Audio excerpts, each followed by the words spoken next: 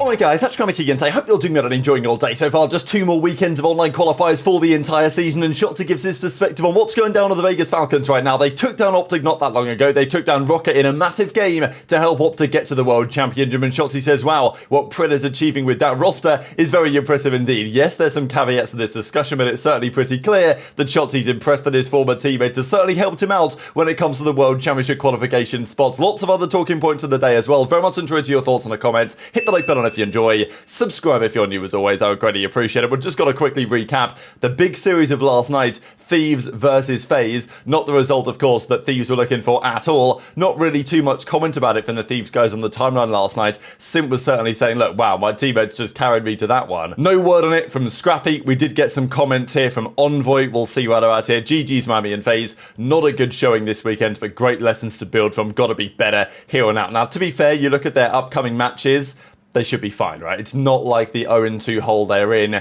looks too problematic for them, but you never know. There are some very motivated teams on the other side of the server that they will play over the next few days. We'll see what they look like here in a second. Just to quickly touch on Cellium, because obviously yesterday he had a 1.95, and yeah, this is what he does sometimes. Pretty crazy. Obviously, we're talking about MVP race for the season. Right now, FaZe have won 2 of the 3 events, and Cellium has been their best player. So right now, you would, definitely argue that Cell's probably the MVP of the year. That could change depending what happens towards the end of the season, certainly in DreamHack. But let's not forget, right, that the MVP is decided before the World Championship. So let's say neither Thieves nor FaZe win at Major 4.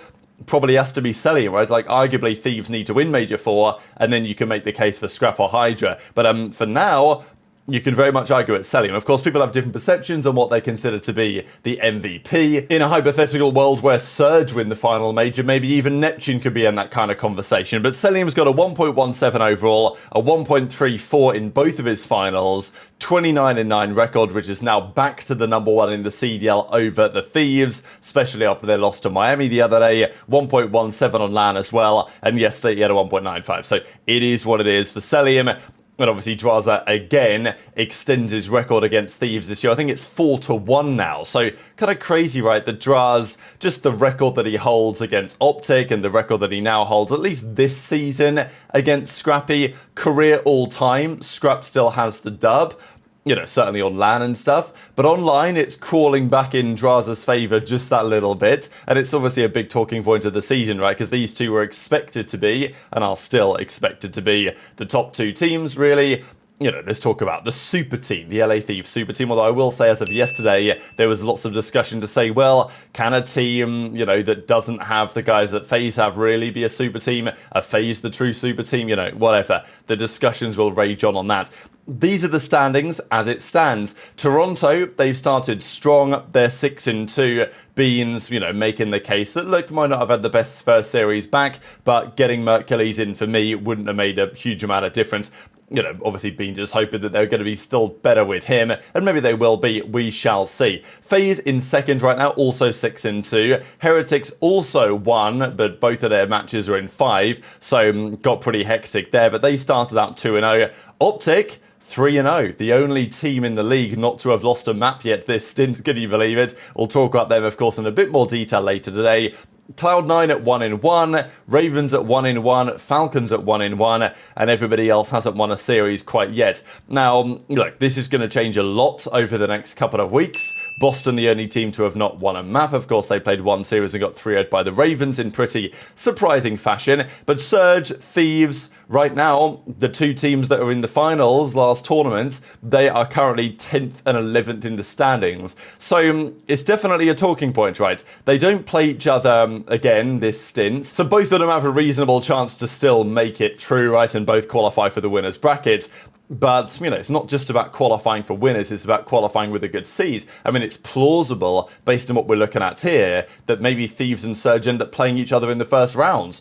even if they do make the winners bracket, right? It's not impossible at all that something like that could potentially transpire. We'll see the Thieves standings in a second. Do just want to quickly touch on this here from Scump, because he revealed a couple of days ago now that as soon as FaZe were gone for Major 3, now, I don't think OpTic did this. Like, no team really does this, to be honest. When you're eliminated from the tournaments, they tend to just go home. And sometimes it's actually not possible to do this. My understanding is that the team passes of the teams, maybe this is not always the case, because clearly here, I think for FaZe, they scrimmed on Sunday, despite getting eliminated on Saturday in top 6. Now, certainly in Madrid, it was the case that if you were eliminated from the tournament, your team passes got revoked. Now, you could still go to the venue and, like, you know, chill at the venue, be in the stands, go to the VIP lounge and all this stuff that we had in Madrid. It was amazing. But you were not able to go to the practice area as a team after you were out of the tournament. That, I think, was the case. So, you know, usually you can't even do this, I think.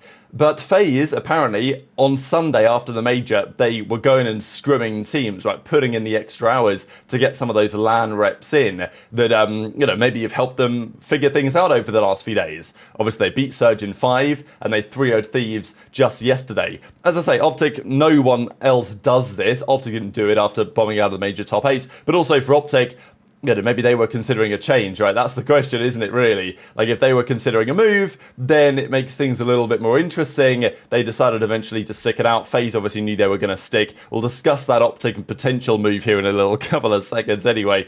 The current standings are like this. FaZe are now ahead of Thieves again, but it's going to be nip and tuck between these two. The reality is whoever wins the major, assuming one of these two do, which is likely, let's be real, then, yeah, that team will be the #1 seed for the World Championship. Just to quickly touch on, these are the 3 games that Thieves have upcoming. They play Falcons next weekend. That's their only game of the weekend. So obviously a must win, but, you know, should be an easy enough win. Then they play Boston and Cloud9. So I don't think Thieves have too much to worry about in terms of getting their wins on the board. Just quickly, let's touch on who Surge play, because of course they've also started in an 0-2 hole. They play Boston, Toronto, and Rocker. So the Boston series, again, they'll expect to win that. Toronto, that's going to be a banger. I mean, they've had their number recently, but who knows, right? That could go either way. Obviously, they're playing online, and we know that Surge often have comments about that not being ideal for them, playing out of Vancouver. And then Rocker are going to be so motivated to try and get the 10 points there. So, yeah, definitely Thieves have a slightly easier time, I would say, than the Surge do as it stands. But let's touch on this OpTic turnaround, right? Because there's a couple of interesting things here to say. One of which being on OpTic have pretty much secured champs now. It's not guaranteed, but we looked at the standings a second ago. They are now 40 points ahead of C9. They are 40 points ahead of Rocker. You know, Rocker and Cloud9's losses this past weekend were mega. And if you just look at the series wins, series losses, it's difficult to imagine that, you know, these teams can really overturn that type of deficit right now. And OpTic are looking okay. Maybe OpTic even start to look ahead and they say, okay, well, you know, maybe Boston are catchable, which they are. I mean, look, if OpTic win the major, they get to 255. They win their remaining qualifiers, they get to 195. So, you know, OpTic can technically still be the 5th seed, but they can no longer be the 4th seed with Surge at 330. If OpTic were to win all the qualifiers, win the major, you know, they can't get that high, but they could overtake some teams ahead of them.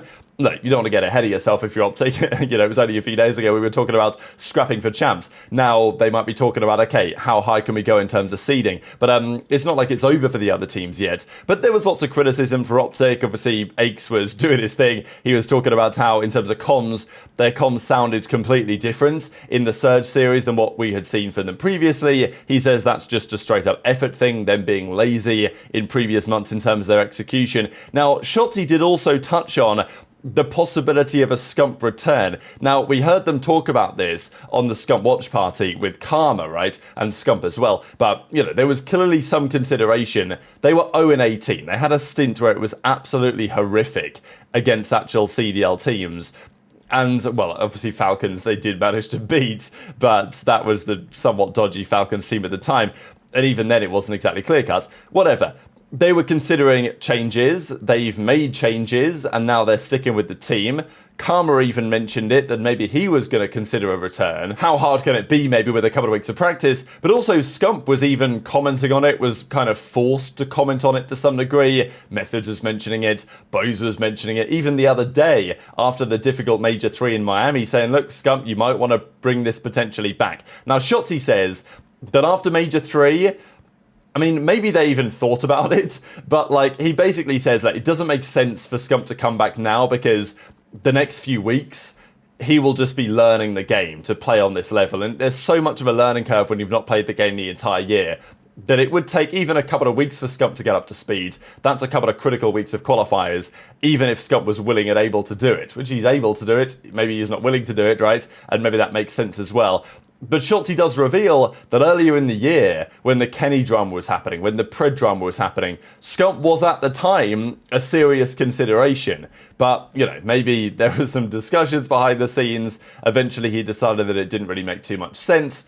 And of course, we've now seen Skyz come in and Skyz stay into the team. So there's this clip discussing the Scump thing, but also Shotzzy's thoughts on Pred and the current performance of the Falcons. Was there any point this year had Scump had his chance to come back? Maybe like before Caesar joined, maybe. So like, I guess whenever Ken was on the team. That would have been like the only way we would have played with him. I feel like after this specific major, Major 3, I feel like this specific major doesn't really make sense because him not really playing the game, this whole stage would have been a learning process for him. And this stage, we literally needed, like, this is the stage to qualify for champs.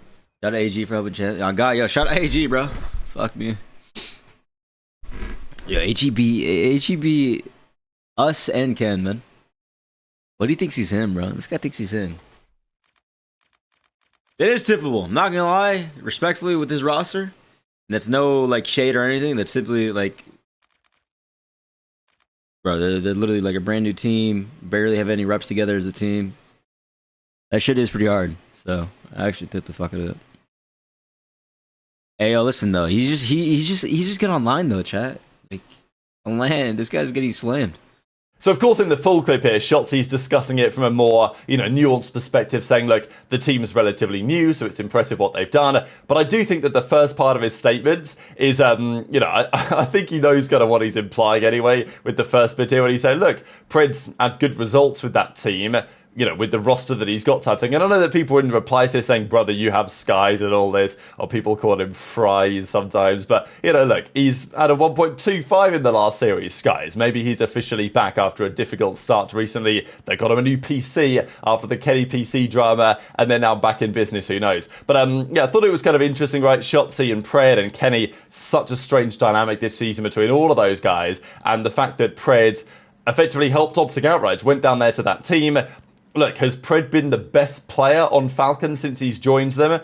Probably yes. I think you can definitely argue it. I mean, it's either him or Xnid, really. It's not like Pred's been spectacular, but he's been pretty solid, I think, since joining the Falcons roster. We can probably have a quick look, actually, to see how things have gone for them lately. So Falcons are still down at 20 points, but they did get a crucial victory when it mattered over, look how many players they've had for them, by the way, this season. Pretty wild, right? So, Pred sitting at a 1.02 since joining them with a 90 Slayer rating. Xnid, okay, 0.94, but also that is only, some recent series. I guess we can just tick the series since the last major, maybe, just to see what that kind of looks like here on breakingpoint.gg. So, yeah, since joining, Xnid's at a 0.93, Pred's at a 1.02. So yeah, these numbers pretty much align with what we thought, but is Shotzzy wrong to say, look, if you look at that AR combination, which seems to be the implication anyway, of Arcees and Priester, the fact that Pred is, getting results with the team, it's not been great for them, obviously, they've lost plenty of series, but they beat Rocker in 5 when it mattered, and that was critical for OpTic, right? So I think fair play to Shotzzy giving him some gas for that.